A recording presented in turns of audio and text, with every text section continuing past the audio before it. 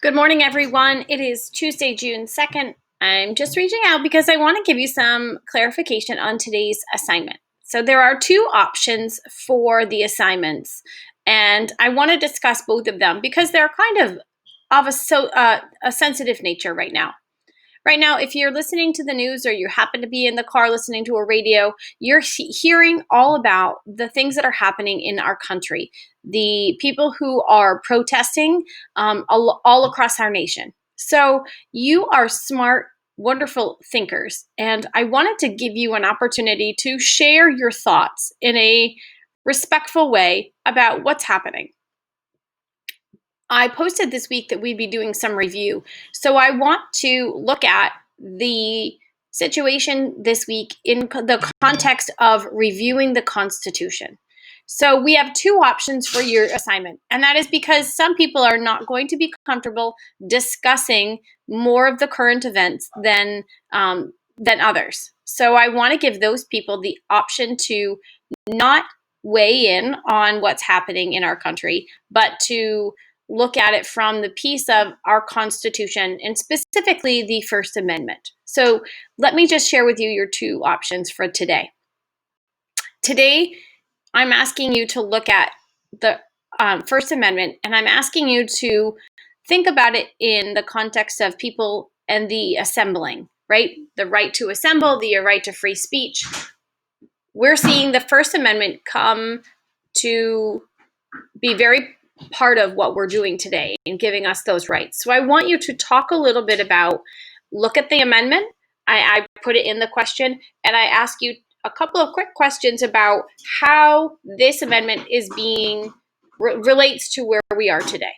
Okay, so that's the first question. And yes, it does highlight that people are protesting, but it doesn't get into the reasons why and what's happened, the issues that are being brought up. The second option is for those people who do want to talk about those. The one thing I will tell you is that any comments that you post need to be respectful and they need to be done tastefully. Remember, difficult conversations in our classroom always were welcome, but we had to remember how we spoke to people and how we approached it so that when we said things that maybe people wouldn't agree with, they were done in a way that people could hear what we're saying and not attacking, but sharing of ideas. So the second option for you is to read an article from Newsella.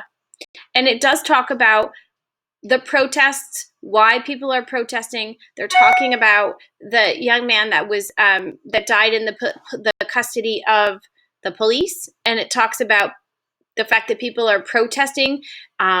This Black Lives Matter is a big part of it, and so they are trying to bring the attention to what's happening in our society. And so what I ask you to do in this assignment is to read the article.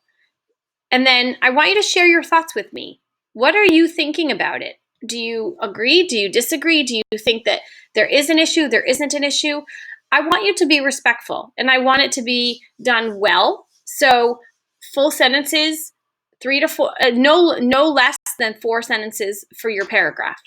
And I also want you to cite something from the article. So you might put something in your paper or in your response saying, in the article from Newsella, it said, this makes me think, or I feel like this when I read this from the article.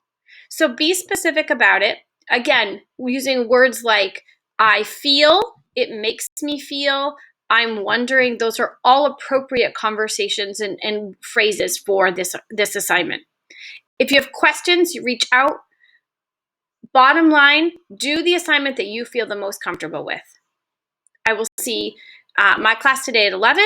If you have questions, reach out through email or text, and I will get back to you as quickly as possible. I hope you guys are all well. I miss you, and I will see you guys soon.